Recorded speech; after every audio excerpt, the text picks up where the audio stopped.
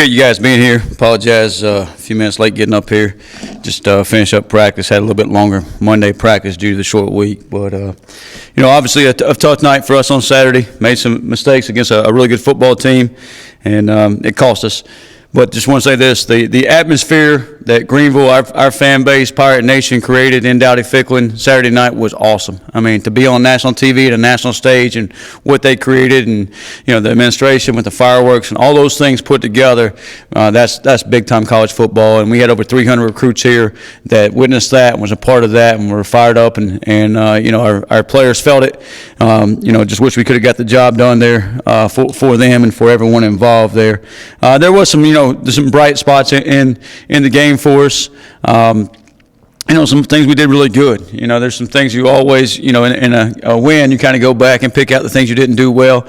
And then sometimes in a loss, those things get overshadowed. I think you got to go back and look at some things you did well as certainly. Offensively, I think that's only the second time BYU's given up 400 yards. I think that's the best our offensive line's probably played as a group. We're able to run a football against a good defense out there. And not late in the game. Early in the game when it mattered, London, those guys got going, Marlon, Parker, all three got going back there. So thought that was a bright spot. I think defensively, we went 11 straight quarters without allowing a defensive touchdown. I think that's a new American Conference record, if I heard that correct. But there's only one stat that matters, and that's getting back in the W column. We obviously got some things we got to clean up, and I'm 100% confident in the young men in our locker room and our staff that they'll do exactly that. They're competitors. They go at it. They're proud to be a Pirate. They take a lot of pride in that, and they're looking forward to getting back in the right, the W column this week. And I told them just a few minutes ago, I said, life is full of adversity. Like adversity, you're gonna face that all throughout your life, and probably you faced it at some point in your life, and you knew how to overcome adversity, you wouldn't be here. As your folks face it every day. One game, one loss is not going to define us, but how we respond to that does. And so we're back to work yesterday, and obviously we got to flip the page pretty quick because it's a short week. In 3 nights, we got an Army team coming into town who was the 2024 American Conference champs. Coach Monken's done a heck of a job up there, known him for a long time, and whether he was at Georgia Southern, he's been at the Naval Academy at Georgia Tech. Done a really good job. That O-line won the Joe Moore Award last year, which is the top O-line in the nation. Got a couple returners on that O-line. They're an option-based offense. They get under center, run the option. They'll get in the gun, run the option. 2 quarterback system right now. Coach Cody Worley is the OC. I was with him at Kennesaw State, and he's playing 2 quarterbacks. Dwayne Coleman is kind of started at the beginning of the year, number 10. And then number 3, Cale Helms, comes in as well. So both of them played in the last game. Not exactly sure which one we'll see yet, but we'll be prepared for both. They're averaging about 280 on the ground, over 400 yards of offense. The B-backs, I think they're the leading rusher, one of them. Number 8, Hayden Reed. And then their speed guy is number 15. Same guy as last year, Noah Short. He'll catch the toss out on the edge, run the wheel routes, get out of the backfield and catch the ball. He's got some true speed back there. Defensively, their defensive coordinator, Nate Woody. When I was in the SoCon, we coached, against him and some of his style defenses. He's a 3-4 base defense, field boundary reduction, play some quarters, play some cover 3, some cover 2 back there.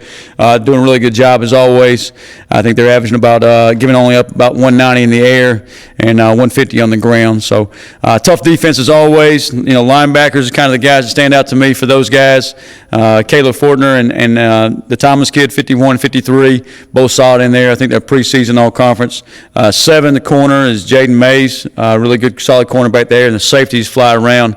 Danny Verpel, who I was with at Kennesaw State as well, is a safeties coach and doing a really good job back there. So, again, thank you for the fan base, the Pirate Nation, and thank you to the students who continue to ride with us and making Dowdy a special place. We're ready to get it back out there. I believe in this group, and thank you for the fan base for doing the same. And this time we'll open it up for questions.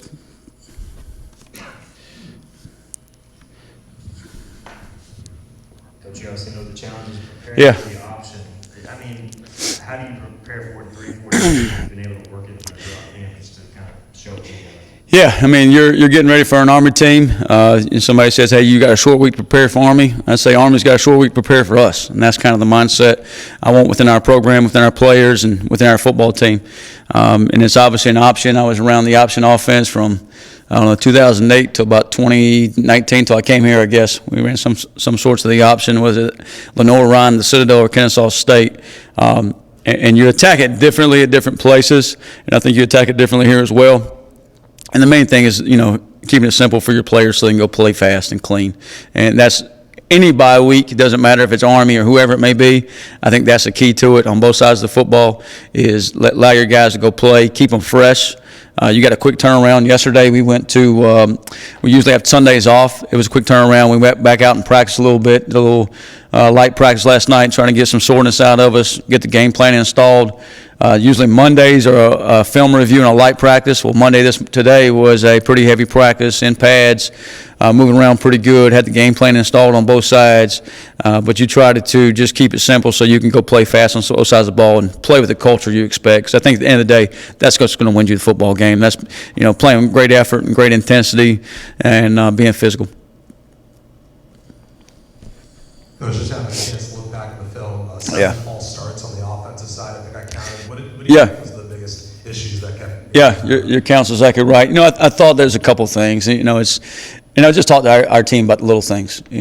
How you do anything's how you do everything, and little things matter. Little things make the big things, and we got to do a better job attacking those. Some of it was just like a little bit of anxiety, or receivers trying to get out a little earlier. Beat a corner, get into a route, those type of things. Up front, I think a little bit of the pre-snap movement maybe got to us. So all those things are unacceptable. All of them got to be cleaned up and got to be fixed, and we got to get to that and be more detailed about those things. So, because those little things are things that aren't clean, that aren't undisciplined, so to speak, and will get you beat. And they certainly did Saturday night. And we just talked to our football team about that as well. How we got to focus in, lock in on those things. We, on 2 days before the game, I would call it a Thursday practice. It'll be a Tuesday practice this week. We got T-shirts that say "locked in," and that's really what we got to do a better job of locking in, making sure we know our job and do our job to the best of our ability at all times. Coach, Army's not really built to come from behind, but they were able to come from 21 down Yeah. and send it to overtime against North Texas. What did you see out of that offense they were able to come from behind? A couple of things, and to that point, Brian, the other night, we're down 2 scores to BYU there in the fourth quarter. I think about 5 minutes to go, and defensively they're about 5 yards away from being in field goal range, and you take a chance there to try to keep them out of field goal range, and you zero out and you get out of a gap, and they pop one on you because if they get up 3 scores, it's unreachable with that amount of time. So you're trying to just hit them for a loss, get the ball back, get a score, and maybe have a chance for an onside kick. So similar situation with Army. The biggest thing I saw when you get ahead of Army, they're not built to come back. Or vice versa. I think in the Kansas State game, they ate the ball 26 minutes out of 30 minutes in the second half against Kansas State, which really led to the victory there. But I think it was more about North Texas in the second half. Got beat on a deep sprint out on a 4th down, I think 4th and 10, 4th and 13 or so. The safety kind of mistimed it or didn't play it really well and gets behind him for a big play. And then, Army scores, I think it's 35-38. And tries the onside kick. Obviously, North Texas recovers. I think 2:50 on the clock. Basically, the Army has no timeouts. So I think if they just knee it out, they probably give them the ball back at the 10s. They punt it with probably about 30 seconds, 20 seconds to go in the game, which is basically a victory. And the first snap, North Texas fumbles. So I think it's more about what North Texas did. Now, Army obviously capitalizes on it, and that's what well-coached teams do. Army's a well-coached team, goes down there and kicks the field goal, and then overtime, obviously North Texas took the ball, scored first, and then Army got the ball, couldn't get in the end zone, threw a few passes there. Coleman gets banged up in overtime. Kellums comes in. Hellums comes in number 3. And just couldn't get in the end zone there. But to come back like that shows you the resiliency of that football team and what Coach Monken has built there. Always the toughness that they have. Coach, you're speaking about resiliency for your guys coming off the loss. Have you seen them respond in the days since the loss? I thought we fought all the way to the end of that game. I mean, Caton will be the first to stand up here and tell you that he didn't play to his expectations, and I'll tell you as a team we didn't play to our standard. And it's like I told him in my office yesterday, you cannot let those things weigh you down. You got to keep just going and attacking it. Yeah, we're going to go take it on. We're going to own it. It is what it is, and we're going to fight back. And if we'll do that, not only on the football field but in life, we'll be successful. And that's what we talked about. And I think, you can use lessons like this with your young man in your locker room to teach life lessons. Sometimes those things hit a little harder than, not going to class and making it on time. It seems like things on the football field kind of stick with them a little bit more. But, the way we'll bounce back and the way our kids will go to work with it, we'll get there. And we all got to do it. It can't just be, hey, half of them or 75% of them. They all got to be in on board in that. And I told them, like, hey, you're either on board or you're not. There ain't no in between. There ain't no gray area. You touch the line or you don't. You make the third down or you don't. You make it to class on time or you don't. So those are things we're continuing to kind of make sure we instill within our program, within our culture, and within our football team to make sure we get back to where we need to get to.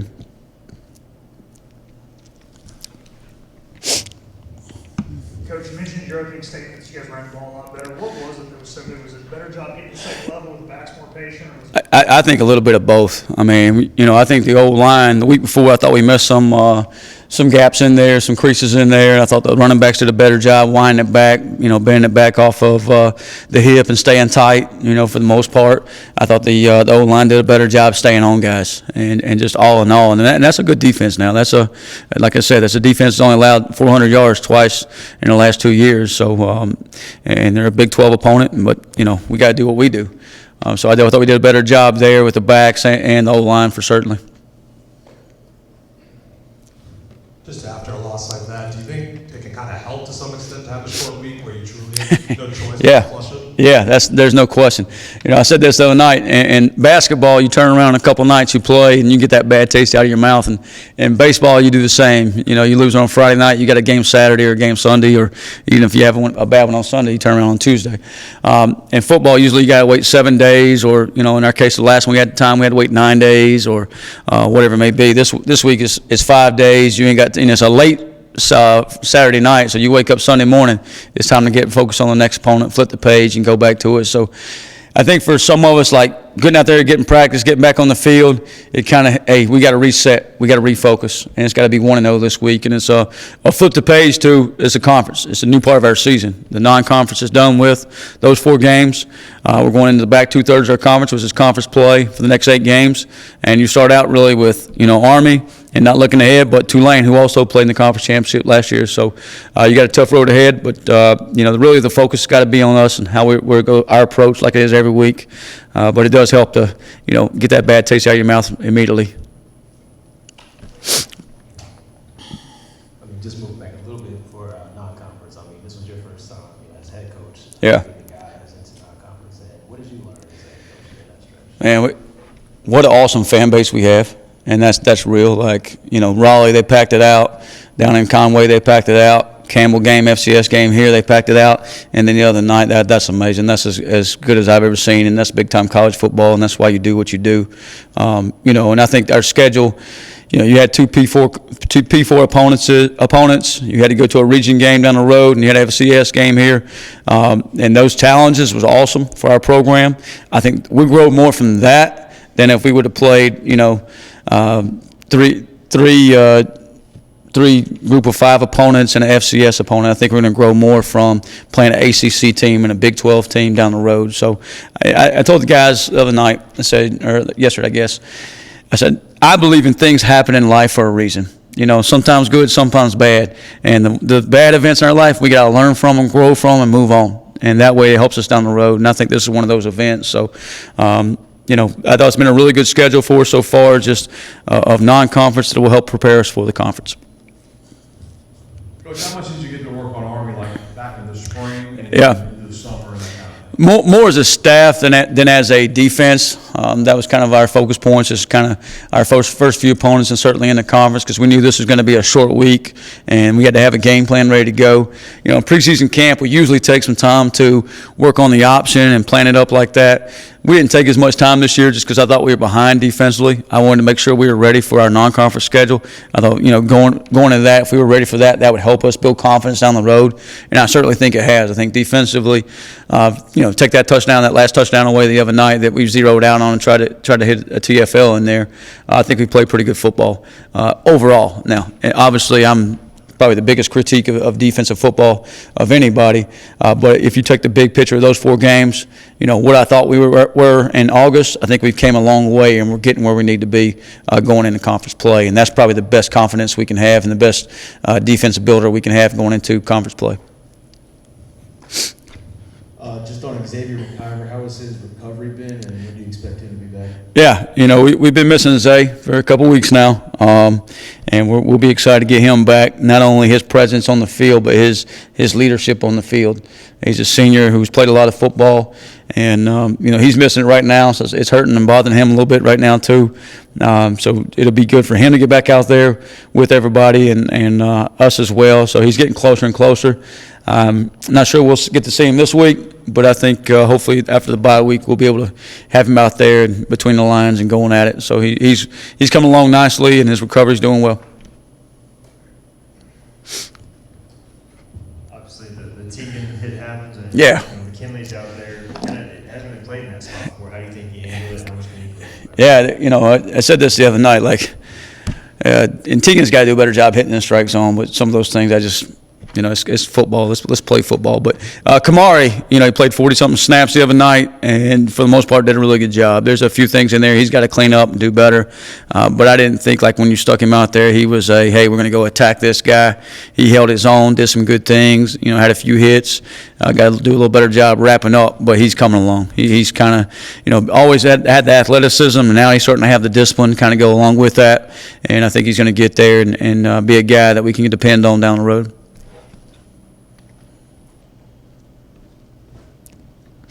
Kind of a more general question, but just last week there was, I think the D1 Oversight Committee said they're going to have one transfer portal window. Yeah. Move to that. Just curious your thoughts on that. Thank God.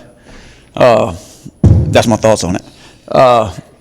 We just said as a coach, and whether I was at the AFCA last January, whether I was at the American head coaches, the two windows has been miserable for head coaches because you don't your team. You can lose part of your team at 2 different points in the year, and the first transfer portal, and they haven't set it in stone yet exactly when it's going to be, but was in the play-in season. That was miserable. So instead of focusing on the last game, which is your bowl game, you're worried about your roster and how that's going.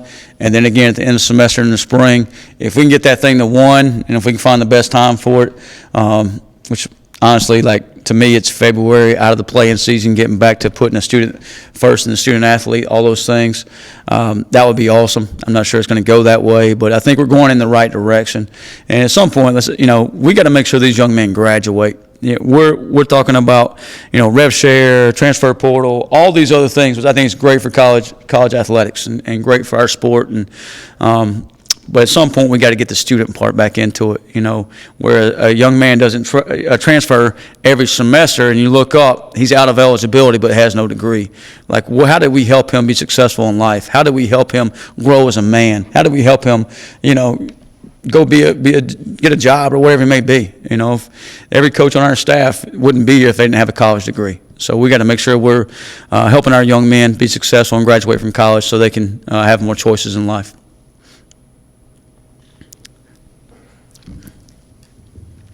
Thursday night game can be tough for families to get to, so the student turnout Yeah, will be good. there's no question. How important are they to bring the energy? And also, it's maybe a better question for marketing, but how important is it they stay to the end of the game? Yeah. I thought the other night it was awesome just to have our students and families in there, and I know it was family weekend, and I saw what that meant to all of Greenville, not just the hotels but the restaurants, and I saw some pictures of downtown being packed out and all those things, and this Thursday, like you said, maybe a little tougher for some fans to get here because of the travel, whatever it may be, but our students, I know they're going to pack out the boneyard and they're going to bring the energy, and we feed off that thing, and I appreciate them, and I enjoy going around campus and just seeing that, they put a smile on my face when I ride around campus, and I couldn't tell you how many times, different folks we stopped on campus last week, and you come to the game Saturday, oh yeah, I already got my tickets, you want me to show you? And no, you ain't got to show me, I believe you. But I really appreciate them, and I think that's what makes this place special again, so just thank you to the students.